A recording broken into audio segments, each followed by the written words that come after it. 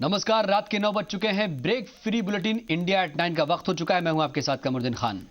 प्रधानमंत्री नरेंद्र मोदी ने आज कर्नाटक के बेलगाम में किसानों की रैली को संबोधित किया। पीएम मोदी ने कहा कि दुनिया के लिए उम्मीद की किरण बना है भारत। साथ ही पीएम ने कहा कि उनकी सरकार पर विरोधी भी नहीं लगा सके भ्रष्टाचार के इल्जाम।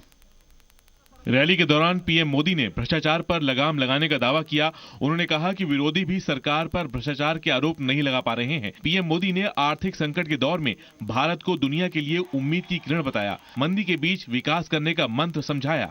इस सरकार पर भ्रष्टाचार का कोई आरोप नहीं लगा है। आज अगर कोई आशा की किरण है तो वो आशा की किरण हिंदुस्तान है। 1/3 हमारी एग्रीकल्चर, हमारी किसानी, हमारी खेती, हमारे किसान, 1/3 मैन्युफैक्चरिंग और 1/3 सर्विस सेक्टर। पीएम मोदी ने पानी को परमात्मा का प्रसाद बताते हुए एक एक बूंद की कीमत समझने की नसीहत दी। पीएम ने प्रधानमंत्री कृषि सिंचाई योजना को किसानों के लिए मददगार बताया। प्रधानमंत्री कृषि सिंचाई योजना के लिए 50,000 करोड़ का बजट तय किया गया है। पीएम मोदी ने मनरेगा के तहत महज गड्ढे खोदे जाने के बजाय नहरें, तालाब और डैम बनाए जाने पर जोर दिया। दिल्ली की जवाहरलाल नेहरू विश्वविद्यालय में देश विरोधी पोस्टर लगाए जाने के बाद एक बार फिर विवाद शुरू हो गया है। लगाए गए पोस्टर में अफजल गुरु की फांसी को न्यायिक हत्या बताया गया है। साथ ही पोस्टरों में लिखा था कि कई राज्यों के लोगों के लिए भारत जेल है। जेएनयू के गोदावरी हॉस्टल के सामने बस स्टैंड पर यह पोस्टर लगाया गया है। पोस्टर के मुताबिक देश में राष्ट्रवाद का वायरस फैल रहा है। इसमें भारत को कश्मीरी, तमिल, नागा और असम के लोगों के लिए जेल बताया गया है। पोस्टर में कश्मीर के लोगों के आत्मनिर्णय के अधिकार का समर्थन किया गया है और अफजल गुरु की फांसी को न्यायिक हत्या बताया गया है। यूनिवर्सिटी एक ऐसी जगह है जहाँ पे लोगों को पूरी आजादी होनी चाहिए, सोचने की, समझने की, सवाल पूछने की। तो ये बहुत ही शर्मनाक है कि जेएनयू को अभी जो रेपुटेशन खराब हुई, जो बदनाम किया गया पूरा जेएनयू को, उसका एक सीरीज है जिसमें कुछ मुट्ठी भर लोग जो है फिर से जेएनयू की जो रेपुटेशन है, जो एकेडमिक एक्सेलेंस का जो एक उसका स्टैंडर्ड है, उसको फिर से वो एकदम बदनाम करने की कोशिश किया जा रहा है। पोस्टर में अफजल गुरु पर 9 फरवरी को हुए कार्यक्रम का समर्थन किया गया है। पोस्टर में दावा है कि जेएनयू के कार्यक्रम में पाकिस्तान जिंदाबाद का नारा किसी ने नहीं लगाया। पोस्टर के मुताबिक भारत विरोधी नारे लगाने से अफजल की न्यायिक हत्या पर बहस भटक गई। पोस्टर में कहा गया है कि भारत के लोगों को आपसी सहमति या समझौते के बिना जबरदस्ती एक बनाकर रखा गया है। जेएनयू में देशद्रोह मामले की जांच दिल्ली पुलिस की स्पेशल सेल के हवाले कर दिया गया है। देशद्रोह के एक और आरोपी ने आशुतोष ने आज पुलिस के सामने सरेंडर कर दिया। देशद्रोह के आरोपी छात्र आशुतोष कुमार ने आज दिल्ली के आरकेपुरम थाने में सरेंडर किया। पुलिस ने आशुतोष को पूछताछ के लिए समन दिया था। जेएनयू देशद्रोह मामले के चौथे आरोपी आशुतोष ने आज 9:45 पर पुलिस के सामने सरेंडर कर दिया है। हालांकि कल पुलिस ने आशुतोष को फोन कर सुबह 9 बजे इन्वेस्टिगेशन ज्वाइन करने के लिए बोला था। आज उत्तराखंड के खटीमा में गृह मंत्री राजनाथ सिंह ने कहा कि देशद्रोही नारे बर्दाश्त नहीं किए जाएंगे। हिंदुस्तान की बर्बादी का नारा लगा है। बहनों भाइयों, हम सब कुछ बर्दाश्त कर सकते हैं, लेकिन हिंदुस्तान की बर्बादी के नारे को हम कभी भी बर्दाश्त नहीं कर सकते हैं और यह नारा लगाने वालों को हम किसी भी सूरत में माफ नहीं करेंगे। 10 दिनों तक फरार रहने के बाद आशुतोष कुमार 21 फरवरी की रात जेएनयू कैंपस में लौटा था। आशुतोष कुमार अपने 4 साथियों के साथ जेएनयू कैंपस में आया था। आशुतोष के 2 और साथी उमर खालिद और अनिर्बान भट्टाचार्य फिलहाल पुलिस रिमांड में हैं। आशुतोष के 2 साथी रामानागा और अनंत ने अभी तक सरेंडर नहीं किया है। भारतीय जनता युवा मोर्चा ने जेएनयू मामले में कांग्रेस हेडक्वार्टर तक मार्च किया। कांग्रेस के खिलाफ भारतीय जनता युवा मोर्चा ने हल्ला बोल किया, तो वहीं एनएसयूआई के कार्यकर्ताओं ने भी प्रदर्शन किया। भारतीय जनता युवा मोर्चा के अध्यक्ष अनुराग ठाकुर के नेतृत्व में बीजेपी हेडक्वार्टर से यह मार्च शुरू हुआ। कार्यकर्ताओं ने कांग्रेस उपाध्यक्ष राहुल गांधी के खिलाफ नारेबाजी की। आरोप लगाया कि राहुल अपने राजनीतिक फायदे के लिए देश विरोधी ताकतों के साथ खड़े हैं। कांग्रेस हेडक्वार्टर पहुंचने पर पुलिस ने प्रदर्शनकारियों को हिरासत में ले लिया। जानना चाहता है कि राहुल गांधी जी, सोनिया गांधी जी आतंकवादियों के समर्थकों के साथ क्यों खड़े हैं, अफजल गुरु को शहीद बनाने वालों के साथ क्यों खड़े हैं। हम देश को बचाने वालों में से हैं। अगर कांग्रेस देश के टुकड़े करने जाएगी, हम अपने टुकड़े करवा लेंगे, लेकिन देश के टुकड़े नहीं होने देंगे। जेएनयू छात्र संघ के अध्यक्ष कन्हैया कुमार की गिरफ्तारी के बाद 13 फरवरी को कांग्रेस उपाध्यक्ष राहुल गांधी जेएनयू गए थे। राहुल गांधी ने जेएनयू में कहा था कि छात्रों की आवाज दबाने वाले लोग राष्ट्र विरोधी हैं। राहुल गांधी के जेएनयू दौरे के बाद बीजेपी अध्यक्ष अमित शाह ने भी उन पर निशाना साधा था।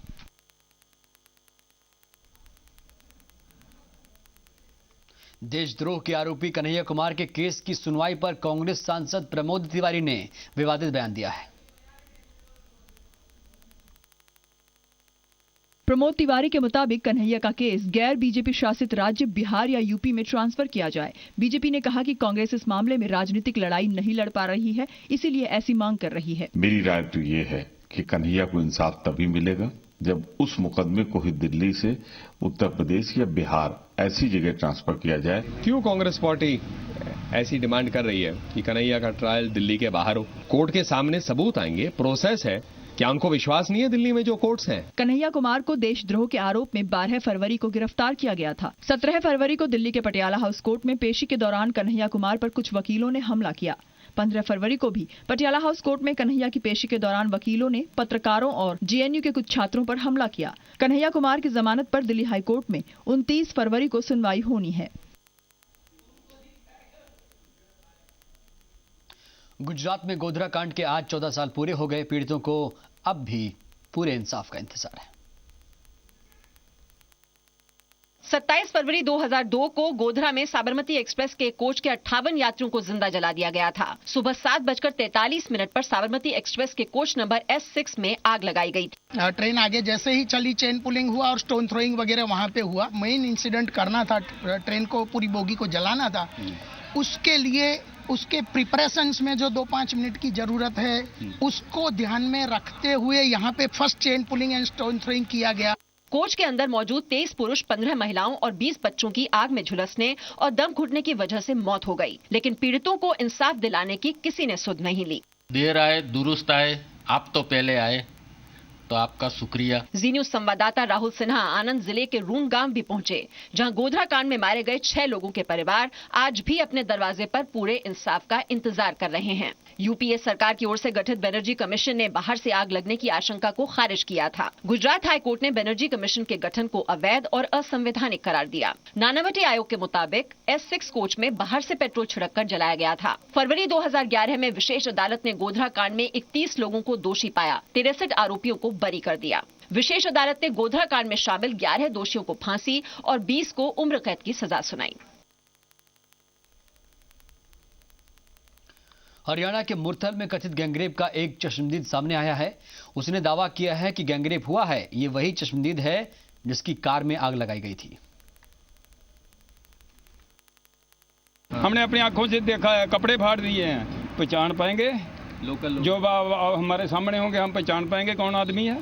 आरक्षण आंदोलन के दौरान मुरथल के कथित गैंगरेप की जांच शुरू हो गई है। डीआईजी राजश्री सिंह के नेतृत्व में जांच टीम ने आज सोनीपत के मुरथल का दौरा किया। जब भी कोई कंप्लेनेंट आएंगे उनको भी दर्ज किया जाएगा, कोई विटनेस होंगे उनको भी दर्ज किया जाएगा और इसकी थोड़ा छानबीन करके जो भी कोई कल्प्रेट होंगे उनके खिलाफ कार्रवाई की जाएगी। जो आए हैं उनका भी दायित्व बनता है वो पुलिस को जानकारियां दे। इस बीच सोनीपत के एसपी ने राज्य के डीजीपी को जो रिपोर्ट भेजी है उसके मुताबिक मुरथल में छेड़छाड़ या रेप की कोई वारदात नहीं हुई है। 13 गाड़ियों में आग लगाई गई थी, जिसमें एफआईआर दर्ज कर ली गई है। आरोप है कि 22 फरवरी को आरक्षण आंदोलन के दौरान सोनीपत के मुरथल में NH1 से गुजर रही कुछ महिलाओं के साथ गैंगरेप किया गया। हालांकि अभी तक किसी ने गैंगरेप की शिकायत नहीं की है, न ही इस मामले का कोई गवाह सामने आया है। हरियाणा सरकार ने इस मामले में 3 सदस्यों की टीम बनाई है। उनका मोबाइल नंबर जारी कर लोगों से मदद की अपील की गई है।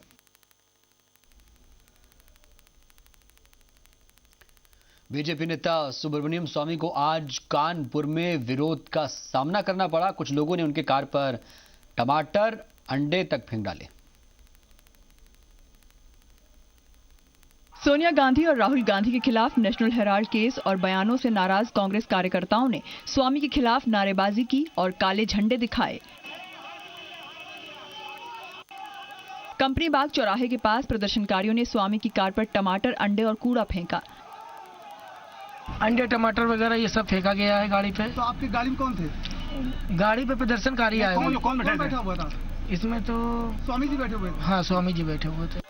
प्रदर्शनकारियों ने सड़क पर बैठकर धरना शुरू कर दिया।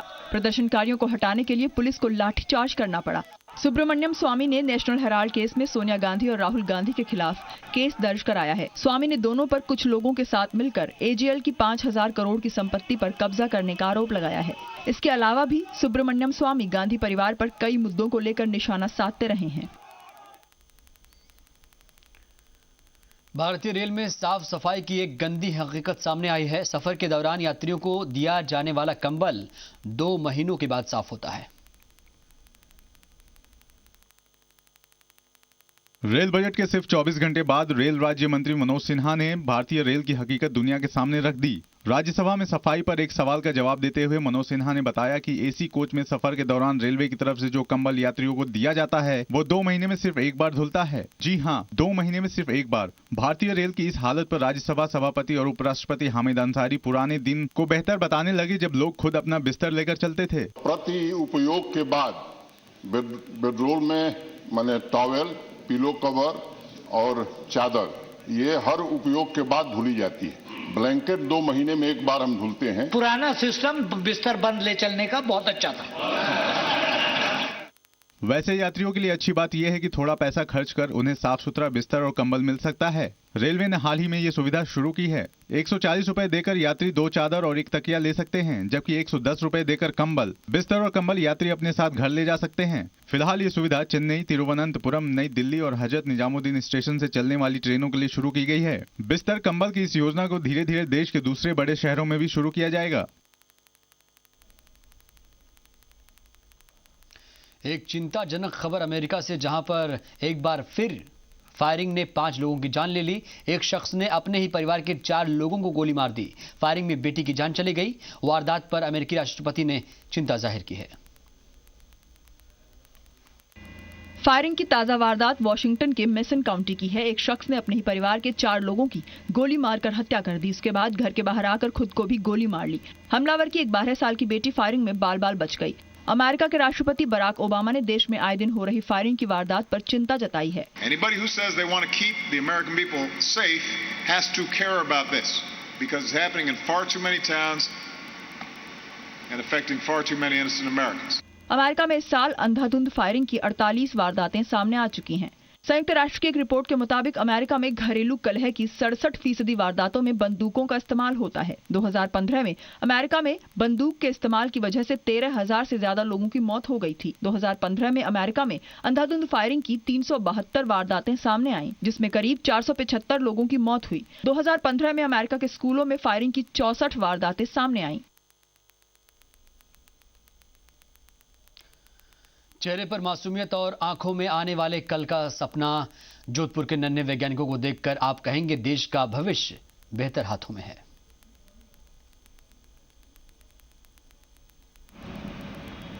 विधानसभा सत्र से पहले कांग्रेस होनहार बीरबान के होठ चीकने पात। जोधपुर के इन नन्हे वैज्ञानिकों को देखकर तो ऐसा ही लगता है विज्ञान और इनोवेशन के जरिए ये नन्हे वैज्ञानिक कल होकर हिंदुस्तान की तकदीर बदलेंगे। इन नन्हे वैज्ञानिकों ने एक से बढ़कर एक मॉडल बनाए हैं।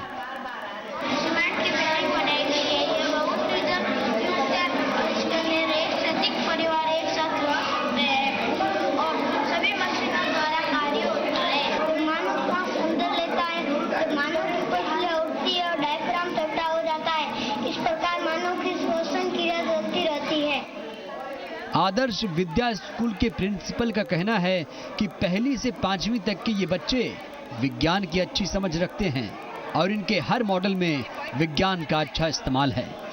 आदर्श विद्या मंदिरों से आए हुए नन्हे मुन्ने बच्चे और नन्हे मुन्ने भैया बहनों का यह शिशु वैज्ञानिक संगम यानी विज्ञान मेला यहाँ पर ब्रह्मपुरी आदर्श विद्या मंदिर परिसर में आयोजित हो रहा है और सभी विद्यालयों से कक्षा अरुण से लगाकर द्वितीय तक के भैया यहाँ पर इस वैज्ञानिक मेले में भाग लेने आए हैं। छोटी सी उम्र में बच्चों ने बेहतरीन मॉडल बनाकर ये साबित कर दिया है कि वो होनहार तो हैं ही, देश की तरक्की में भी भागीदार बनने वाले हैं। ललित सिंह, जी मीडिया, जोधपुर। राजस्थान विधानसभा सत्र में कैलाश चौधरी और ज्ञानदेव आहूजा का मुद्दा छाए रहने के पूरे आसार नजर आ रहे हैं। कांग्रेस इस मुद्दे को कैश कराने में कोई कोर कसर नहीं छोड़ने वाली है, तो वहीं सरकार भी विपक्ष के आगे झुकने वाली नहीं। विधानसभा सत्र से पहले कांग्रेस हमलावर हो गई है। कैलाश चौधरी और ज्ञानदेव आहूजा के बयानों का मुद्दा कांग्रेस हाथ से नहीं जाने देना चाहती और इस मुद्दे पर कांग्रेस से माफी मांगने की मांग पर अड़ी है। तो वहीं दूसरी ओर सरकार भी झुकने को तैयार नहीं है। राजेंद्र राठौड़ ने साफ कर दिया है कि मामला कोर्ट में है, लिहाजा इस पर सदन में चर्चा का कोई सवाल ही नहीं पैदा होता। और जबकि चूंकि अब इसके अंदर अलग अलग इस्तरासों के माध्यम से मुकदमे दर्ज हो गए हैं, राजस्थान की विधानसभा के नियम और प्रक्रियाओं के नियमों में साफ उल्लेखित किया गया है कि कोई भी मामला न्यायिक परिवीक्षा में आ जाता है तो उस पर बहस नहीं की जा सकती, इसलिए यह अब विधानसभा का विषय नहीं रहा है। मुद्दा पार्टी के युवराज से जुड़ा है, लिहाजा कांग्रेस भी खामोश नहीं रहने वाली। कांग्रेस इस मुद्दे को सदन में भुनाने की पूरी कोशिश करेगी। आपको जवाब देना पड़ेगा। विधानसभा ऐसा एक प्लेटफॉर्म है जहां जनता के माध्यम से विपक्ष सरकार को जवाबदेही बना सकता है। सरकार और विपक्ष के तेवरों से साफ है, बजट सत्र हंगामेदार रहने के पूरे आसार हैं। ऐसे में देखना होगा कि सदन में विपक्ष को मनाने के लिए सरकार की क्या रणनीति होगी। ब्यूरो रिपोर्ट, जी मीडिया। कहते हैं कला किसी भाषा की मोहताज नहीं होती और ना ही शब्दों की। कुछ ऐसी ही अभिव्यक्ति प्रस्तुति करने की कोशिश की IIS यूनिवर्सिटी की छात्राओं ने। जवाहर कला केंद्र में लगाई गई अभिव्यक्ति एक प्रयास प्रदर्शनी में छात्राओं ने कुछ ऐसे ही रंगों को प्रस्तुत किया। जवाहर कला केंद्र की चतुर्दिक और पारिजात गैलरियों में लगाई गई इस प्रदर्शनी का उद्घाटन कलाविद आरबी गौतम ने किया है। 5 दिवसीय इस कला प्रदर्शनी में बैचलर और मास्टर ऑफ विजुअल आर्ट्स के सभी सेमेस्टरों की लगभग 170 छात्राओं ने प्रदर्शनी में हिस्सा लिया है। प्रदर्शन में करीब 2000 से भी ज्यादा रचनात्मक कृतियों को शामिल किया गया है। वहीं कॉलेज के vice chancellor doctor Ashok Gupta का कहना है कि बच्चों की छिपी हुई प्रतिभा को खोजने का काम भी कॉलेज की ओर से किया जाता है, ताकि इस प्रतिभा के चलते इन छात्राओं और उनके परिजनों को सम्मान मिल सके। IIS यूनिवर्सिटी के डिपार्टमेंट ऑफ विजुअल आर्ट्स द्वारा ये 16वीं प्रदर्शनी लगाई गई है, जिसमें विजुअल आर्ट्स की छात्राओं द्वारा जो कृतियां बनाई गई हैं उनको प्रदर्शित किया गया है। IIS यूनिवर्सिटी का जो विजुअल आर्ट्स डिपार्टमेंट है हमारे विश्वविद्यालय के सर्वोत्तम डिपार्टमेंट्स में एक है। इस कल्चर के थ्रू चाइल्ड लेबर का मैसेज दे रही हूँ। मैसेज नहीं कहेंगे बट एक तरह से चाइल्ड लेबर शो कर रही हूँ जो हमारे इंडिया में बहुत ज़्यादा प्रिवेलिंग है। कि मैंने ये दिखाया है कि ये एक चाय वाला बच्चा है, I have try to show that. तो अब उसकी टिल वेस्ट बनाया है तो उसके आगे उसका कोई फ्यूचर नहीं है। बच्चों पे जो चाइल्ड लेबर होता है, गर्ल ट्रैफिकिंग होता है, दहेज प्रथा, उन सब पे बनाए हैं। और इससे हम लोगों ने यही संदेश देने की कोशिश की है कि ये सब ना हो, थोड़ा कम हो जो हो रहा है। जो रूरल एरियाज हैं हमारे, वहाँ पे ये सब बहुत ज़्यादा चल रहा है।